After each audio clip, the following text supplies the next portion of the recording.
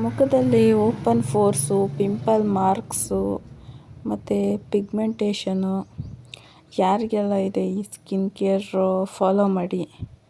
1 ವೀಕಲ್ಲೇ ನಿಮ್ಗೆ ರಿಸಲ್ಟ್ ಗೊತ್ತಾಗುತ್ತೆ. ನಾನಿಲ್ಲಿ ಯೂಸ್ ಮಾಡ್ತಾ ಇರೋದು ಮಮಾಅರ್ತ್ ಅವ್ರದ್ದು ಫೇಸ್ ಸಿರಮು. ಇದು ರೈಸ್ ವಾಟರಿಂದ ಮಾಡಿರೋದು. ತುಂಬ ಅಂದರೆ ಎಲ್ಲ ಸ್ಕಿನ್ ಟೈಪ್ಗೂ ಸೂಟ್ ಆಗುತ್ತೆ. ನಂದಿರೋದು ಆಯಿಲಿ ಸ್ಕಿನ್ನು, ಬಟ್ ಆದ್ರೂ ಅದು ಎಲ್ಲ ಸ್ಕಿನ್ ಟೈಪ್ಗೂ ಸೂಟ್ ಆಗುತ್ತೆ ಅಂತ ಹಾಕಿದ್ದಾರೆ. ನಾನು ಇದನ್ನು ಆಲ್ರೆಡಿ 3 ತಿಂಗಳಿಂದ ಯೂಸ್ ಮಾಡಿ ನಾನು ನಿಮಗೆ ರಿಸಲ್ಟ್ ಹೇಳ್ತಾ ಇರೋದು, ಓಕೆನಾ. ನಾನು ಯೂಸ್ ಮಾಡಿದ್ಮೇಲೆ ನನಗೇನು ಅನ್ನಿಸ್ತು ಅಂತ ನೋಡಿ. ಮೊದಲು ನನ್ನ ಸ್ಕಿನ್ನಲ್ಲಿ ತುಂಬ ಪಿಂಪಲ್ಸ್ ಬರ್ತಿತ್ತು ಮತ್ತು ಪಿಗ್ಮೆಂಟೇಷನ್ ತುಂಬ ಇತ್ತು ಮತ್ತು ಪಿಂಪಲ್ಸ್ ಮಾರ್ಕ್ಸ್ ಇತ್ತು. ಓಪನ್ ಪೋರ್ಸು ಜಾಸ್ತಿ ಇತ್ತು. ಬಟ್ ಓಪನ್ ಪೋರ್ಸು ಕಮ್ಮಿ ಆಗಿದೆ ಇವಾಗ ಸ್ವಲ್ಪ ಮೊದಲಿಗಿಂತ. ಅಂದರೆ ಮೊದಲು ತುಂಬ ಜಾಸ್ತಿ ಇತ್ತು, ಇವಾಗ ಪರವಾಗಿಲ್ಲ ಕಮ್ಮಿ ಆಗಿದೆ ಇದನ್ನು ಯೂಸ್ ಮಾಡೋಕ್ಕೆ ಸ್ಟಾರ್ಟ್ ಮಾಡಿದ್ಮೇಲೆ. ನೆಕ್ಸ್ಟ್ ಇಲ್ಲಿ ನಾನು ಮಮಾಅರ್ತ್ ಅವ್ರದ್ದೇ rice oil free moisturiser use ಮಾಡ್ತಾ ಇರೋದು. ನೀವು ಏನೇ ಸ್ಕಿನ್ ಕೇರ್ ಫಾಲೋ ಮಾಡಿದ್ರೂ ಫಸ್ಟು ಮಾಯ್ಶ್ಚರೈಸರ್ ಇರಲೇಬೇಕು.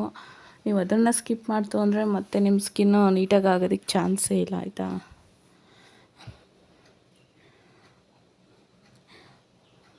ನನ್ನ ಗಂಡ ಇಲ್ಲಿ ನನಗಿಂತ ಏನು ಬೆಳ್ಳಗಿಲ್ಲ ನೀನು ಅಂತ ಬಂದು ರೇಗಿಸ್ತಾ ಇರೋದು.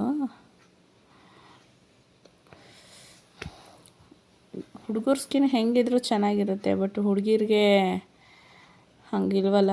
ಸ್ವಲ್ಪ ಪೀರಿಯಡ್ ಟೈಮ್ ಹತ್ರ ಬಂದರೂ ಪಿಂಪಲ್ಸ್ ಬರುತ್ತೆ, ಆ ಥರ. ನೆಕ್ಸ್ಟ್ ಇಲ್ಲಿ ನಾನು ಸನ್ಸ್ಕ್ರೀನ್ ಯೂಸ್ ಮಾಡ್ತಾಯಿದ್ದೀನಿ. ಸನ್ಸ್ಕ್ರೀನ್ ನಾನು ಡರ್ಮಾಕೋ ಅವ್ರದ್ದು ಯೂಸ್ ಮಾಡ್ತಾಯಿದ್ದೀನಿ. ಮೊದಲಿಗೆ ನಾನು ಸನ್ಸ್ಕ್ರೀನ್ ಯೂಸ್ ಮಾಡೋದಕ್ಕೆ ಬರ್ತಿರಲಿಲ್ಲ, ಯಾವ್ದು ಬೇಕು ಅದನ್ನು ಯೂಸ್ ಮಾಡ್ತಿದ್ದೆ. ಬಟ್ ಸ್ಕಿನ್ನಲ್ಲಿ ಪಿಂಪಲ್ಸ್ ಆಗಿಬಿಡ್ತಿತ್ತು ಜಾಸ್ತಿ. ಬಟ್ ಡರ್ಮಾಕೋ ಅವ್ರದ್ದು ಯೂಸ್ ಮಾಡಿದಾಗಿಂದ ಅದು ನಾನ್ ಸ್ಟಿಕ್ಕಿ, ಆಯಿತಾ. ಸ್ವಲ್ಪನೂ ವೈಟ್ ಕಾರ್ಸ್ ಥರ ಒಂದೊಂದು ಸಲ ಹಿಂಗೆ ಕೊಳೆ ಥರ ಬರೋದು, ಇದು ಮಾಡಿದ್ರೆ ಆ ಥರ ಎಲ್ಲ ಆಗೋದೇ ಇಲ್ಲ.